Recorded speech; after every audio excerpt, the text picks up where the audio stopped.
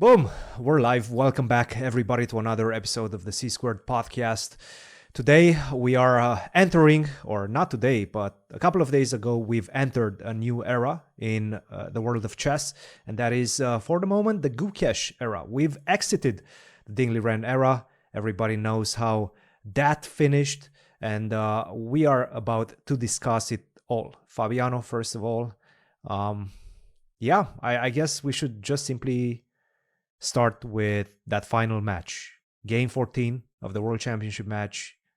To be honest, nobody that I know predicted a victory for Gukesh with the black pieces. A lot of people were already giving Ding as the slight favorite into the match, given that he had only one white and then the rapid tiebreaks in case of a draw.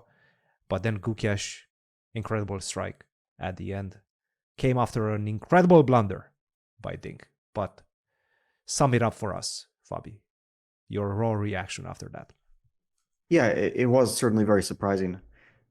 I mean, I won't say that I predicted or I didn't predict or I expected. I mean, I didn't expect these things. And basically, if you tried to say that you expected something like this, it does sound a bit like, predictions made after after the fact. So yeah, I think that it was a surprise for most people. Like I didn't feel anyone was a favorite. I thought, okay, draw is the most likely just by all logic that a draw between two top players is very likely. And also because they're probably rather risk adverse in that situation, right? Most people would be, even though it maybe doesn't seem logical. I think it's just human nature. I mean, at some point, obviously, you have to take risk because the match doesn't go on forever. You either win or lose at some designated stage, right?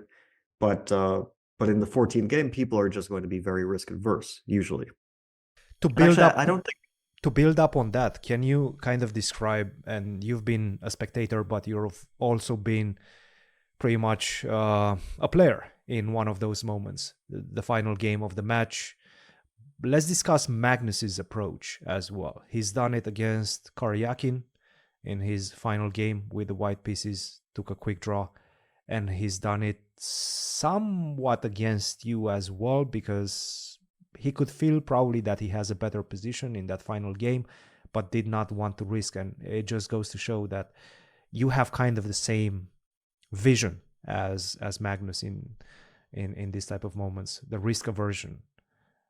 Okay, What do you so think Magnus is was very going through pragmatic. Ding's mind? Yes, Yeah. yes. Keep going. I mean, Magnus is a very pragmatic player. He basically decides what he thinks is the best path to a victory, what he thinks is most likely to give him a favorable outcome. It could be he could make a wrong assessment, but he will think about that and then he'll go for it. I cannot overstate the importance of Ding just playing these moves that we're going through right now, jumping in with the knight, jumping in with the queen, all of these moves. He played them so quickly and confidently. It was so heartening to see.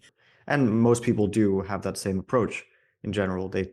But they, but they're perhaps not as good at it, right? To be like truly analytical in terms of trying to decide what's the best objective best path to a tournament or match victory, you have to leave very often your emotions out of it. And very often the emotions will be that if I have a better position, I need to win, or if I think I'm superior to my opponent, then I need to win. But that's not always maybe the best way. Sometimes you might take undue risks, and in any individual game, of course, um, it's not like you have a guarantee of winning. There's a percentage that you'll win, there's a percentage that you'll lose, and every outcome is possible. But the difference between the game 14 and normal tournament, a game 14 a World Championship match and normal tournament is enormous. And even the difference between game 14 and game 1 is absolutely enormous, as we saw. Gukesh in game 1 was perhaps playing a bit carelessly, and he wouldn't have played that way in game 14. That's just how it is, and that's the correct approach, most likely.